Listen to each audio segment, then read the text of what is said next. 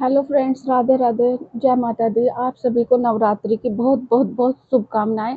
ये नवरात्रि आपकी इस साल के बहुत सारी खुशियां लेके आए आपके लिए। सो फ्रेंड्स, फाइनली खुशी मुझे इस चीज़ की है क्योंकि मेरे 8 मंथ कवर हो चुका है और 8 मंथ के बाद जो 9 मंथ स्टार्ट हुआ है वो इस तरीके से है।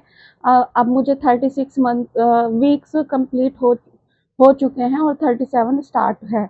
तो मुझे बहुत बहुत खुशी है कि मैं 8 मंथ कवर मेरा बहुत ही आसानी से हो चुका है, क्योंकि मुझे डर था कि मेरी प्रीमेच्योर डिलीवरी ना हो जाए, क्योंकि ऐसा माना जाता है कि 8 मंथ होने से पहले अगर डिलीवरी हो जाती है तो बच्चा अब नॉर्मल होता है।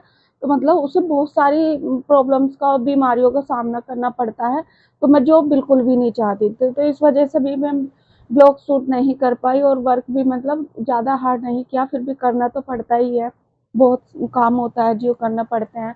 तो 8 मंथ का एक्सपीरियंस मेरे साथ क्या रहा क्या नहीं रहा, आज मैं ये सब कुछ आपके साथ में शेयर करने वाली हूँ।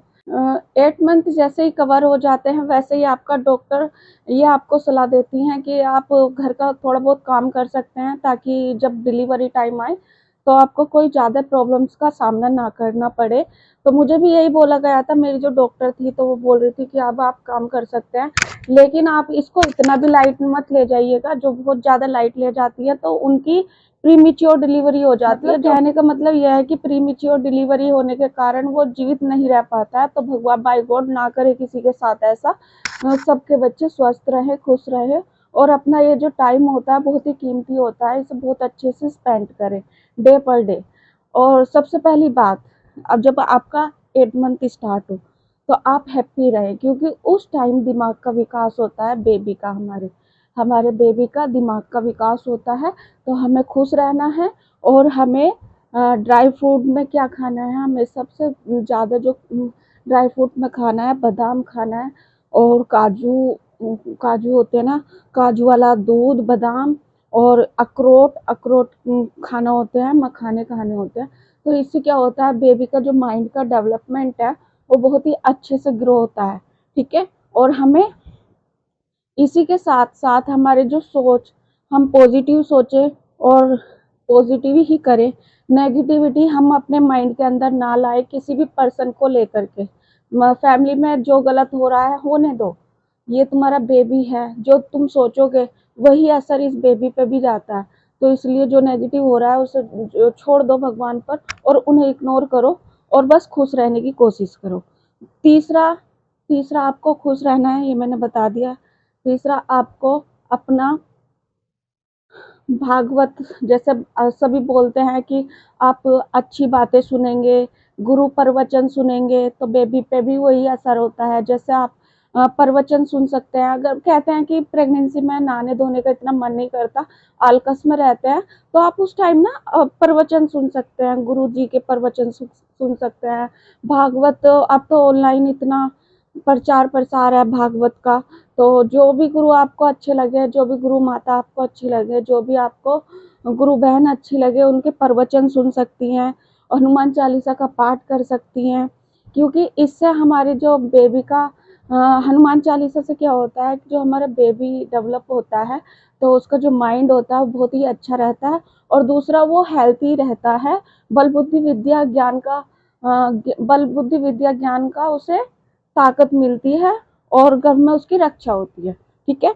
ये इसका, और आपने भागवत में भी लिखा है कि एक प्रेग्नेंट लेडी को भागवत का जरूर ही स्मरण करना चाहिए। मतलब वो पढ़ नहीं सकती तो सुने, सुने और ध्यान में रखे। इस बात को भी आपको ध्यान रखना है, झूठ नहीं बोलना है किसी से भी, सच बोलना है, खुश रहना है, हैप्पी रहना है, भागवत का पाठ करना है।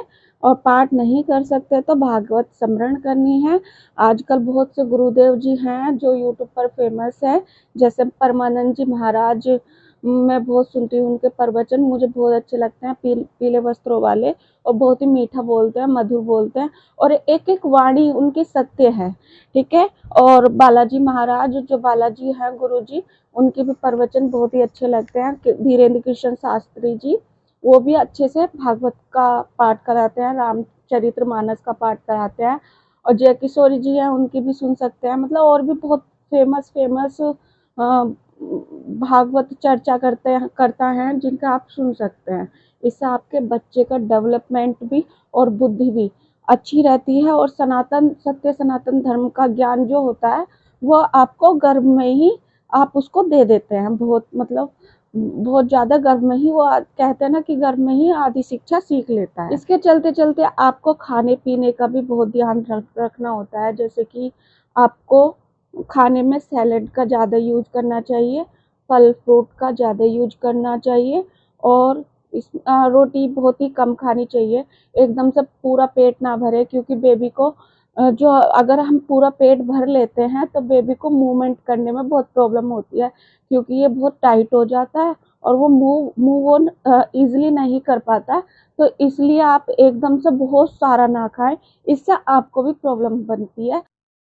पेट हमारा भारी भारी हो जाता है, तो वही चीज़ खाएं जो आप डाइजेस्ट कर सकती हैं, जो आपको अच्छी लगती हैं खाने में, और उस चीज़ को बिल्कुल ना खाएं जो बेबी को नुकसान दे, जो आपको नुकसान दे, जो आप डाइजेस्ट ना कर सके, उन चीज़ को बिल्कुल भी आप ना खाइए। आप भगवान की चर्चा ज़रूर सुने और पूजा पाठ में मन लगाए, क्योंकि ये सब बहुत ही कीमती पल चलते हैं, बहुत ही हैप्पी मोमेंट होते हैं, जो एक प्रेग्नेंट लेडी ही समझ सकती है। जो मतलब प्रेग्नेंट है इस टाइम वही समझ सकती है।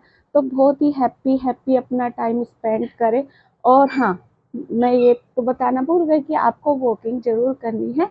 मतलब वॉकिंग एकदम से बहुत ज़्यादा नहीं करनी है, धीरे धीरे करनी है, और उतनी ही करनी है जितना आप कर सके। ओवर बिल्कुल नहीं करनी है, क्योंकि प्रॉब्लम होने में ज़्यादा टाइम नहीं लगता है। ठीक है, अपने बेबी का ध्यान रखते हुए, अपना ध्यान रखते हुए वॉकिंग जरूर करनी है, लेकिन कम कम थोड़ा थोड़ा करें। इसी के साथ मैं विदाई लूंगी। जय माता दी, राधे राधे। आप खुश रहें, स्वस्थ रहें। आप सभी पे माता रानी की असीम कृपा प्राप्त हो। जय माता दी।